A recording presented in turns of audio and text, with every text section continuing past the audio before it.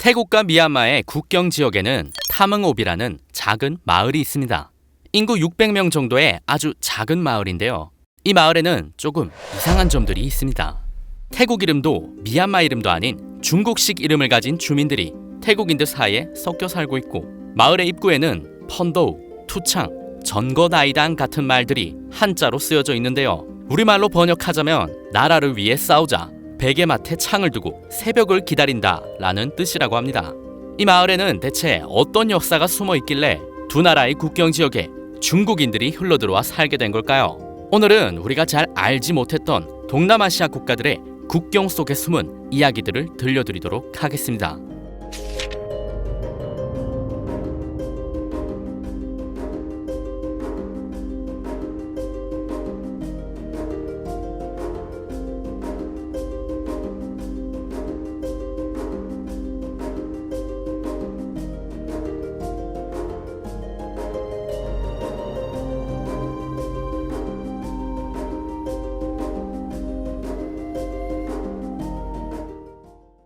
국경일기라는 책은 정문태 기자님이 태국, 미얀마, 캄보디아, 라오스 등 동남아시아 국가들의 국경 지역을 넘나들면서 그곳에 살고 있는 소수민족들의 애환과 동남아시아의 숨겨진 역사를 기록한 르포 문학입니다.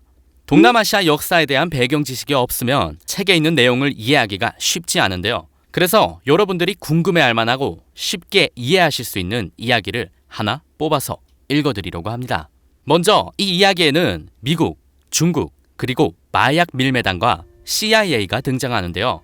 1945년 2차 세계대전이 끝날 때쯤 중국은 마오쩌둥이 이끄는 공산당과 장제스가 이끄는 국민당 두 개의 세력으로 분열돼 있었습니다.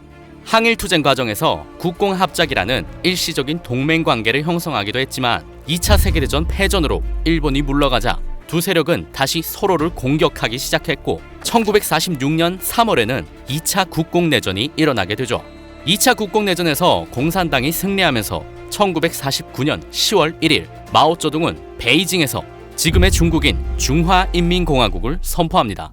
내전에서 패배한 국민당은 중국 대륙 동남쪽에 위치한 타이완 섬으로 도망치고 그곳에서 중화민국 정부, 지금의 대만을 건국하게 되죠.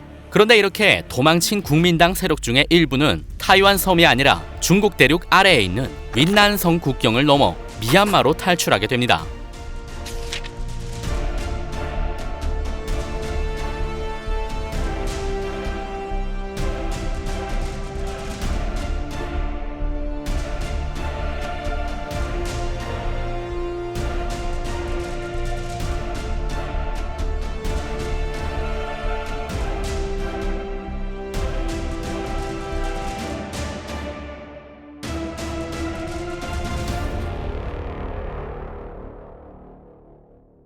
자, 그럼 미얀마로 넘어간 국민당 잔당은 어떻게 됐을까요? 다른 사람들은 그래도 타이완으로 도망가서 자기들끼리 나라도 세우고 어떻게든 밥도 해먹고 살 텐데, 미얀마로 넘어온 사람들은 졸지에 나라 잃은 국민이 돼서 남의 나라를 또 돌게 된 거잖아요. 하지만 여기서 저 멀리 태평양 너머에 있는 미국이라는 나라가 혜성처럼 등장합니다.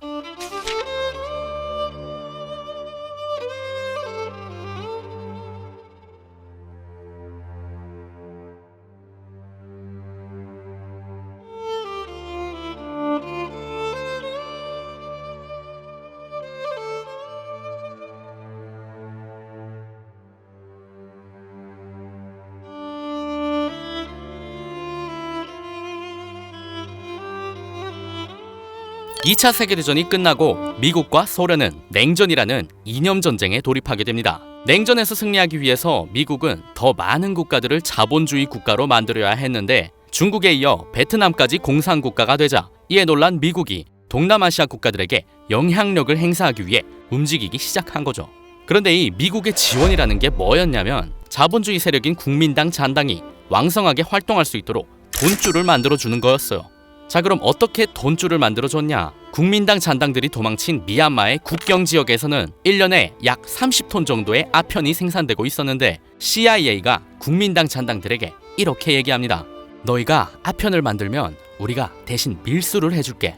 너희는 아편 판돈으로 세력을 키워서 공산당들 때려잡기만 하면 돼. 이렇게 미국이 국민당 잔당들의 아편 밀수를 돕기 시작하자 연간 30톤이었던 미얀마 국경 지역의 아편 생산량은 10년도 안 돼서 300톤을 넘기며 폭발적으로 증가하게 되죠. 잔당 지도부들은 아편을 판 돈으로 군자금을 마련하는 한편 마약 사업을 더 키워나가기 시작합니다. 하지만 이런 미국의 지원은 금세 들통나게 되고 미얀마를 비롯한 국제사회의 비난에 부딪히자 미국과 대만은 국민당 잔당들을 타이완 섬으로 철수시키기로 합니다. 이로 인해 수천 명의 잔당들이 타이완으로 송환되지만 몇몇 잔당들은 철수를 거부하고 국경을 넘어 태국으로 도망가 버리죠. 태국과 미얀마 사이 국경 지역에 새로운 둥지를 튼 국민당 잔당은 마약 사업을 유지하며 국경 지역을 거점으로 게릴라 작전을 펼치기 시작합니다.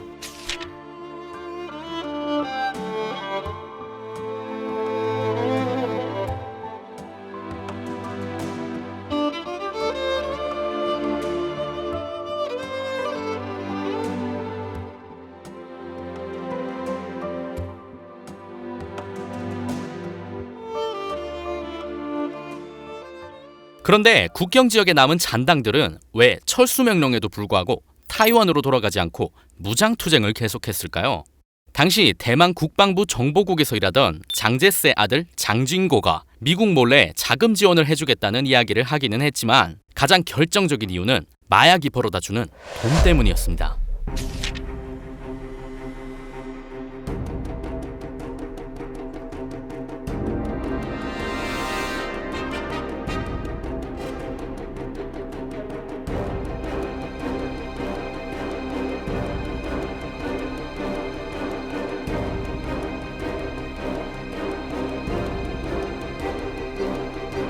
국민당 잔당은 1960년대부터 1980년대까지 대라오스 비밀전쟁과 타이 공산당 박멸작전에 용병으로 참가하는 등 반공활동을 하는 동시에 마약 사업을 통해 천문학적인 돈을 벌어들입니다. 아이러니하게도 이들이 만든 마약은 미국이 베트남 전쟁을 치르는 과정에서 참전 미군의 15%를 중독시키며 미국 사회를 뒤흔들어 놓게 되죠.